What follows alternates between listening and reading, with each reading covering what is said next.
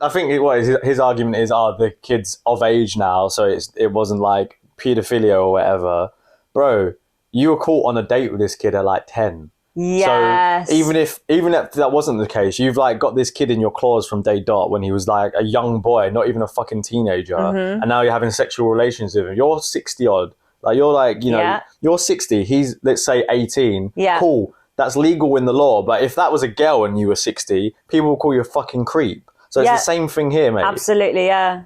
The law might say you're not a pedo if he's 18, but if you've groomed him and waited to that point... You've known this kid and you've been talking to this kid since he was a young child. Then your intentions were obvious. It's not, it's all of a sudden now that he's of legal age, I've suddenly fancied him. And you know what's wild to me is that at no point does he assess or address even how inappropriate it is to be DMing a 10-year-old. That's weird. I'm sorry. That's so strange.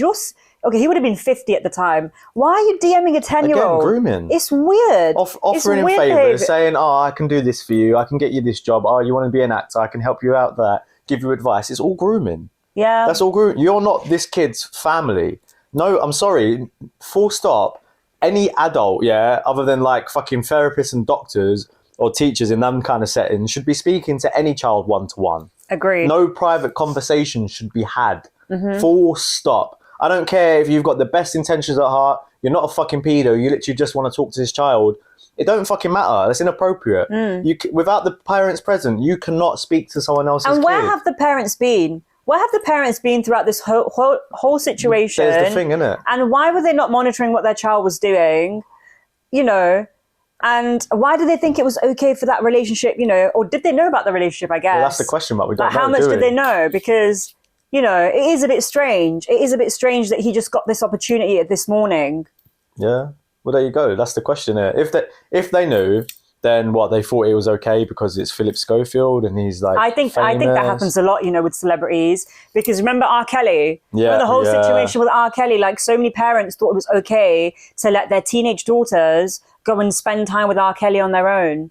To go on tour with him, to be in his hotel room for an audition, and all these other... And you know what else is really weird? Why are auditions always in a hotel room? Pedo! Pedo! Because what you're auditioning for is not the talent that you have. They get you in the hotel room and it's like, oh yeah, you've got this, you're a really good singer, for example, but we've got to see if you're really committed to being a singer. I swear down, that's what this is. I know. Do. The thing is, I'm pretty sure that's true. I'm pretty sure that's exactly how it goes down. Like when you go to an interview for a job, I'll meet you in my hotel room. Are you gonna go? No. Donnie's sat on the bed. Oh yeah, so I've just got a couple of questions. Oh, you wouldn't even walk in the room.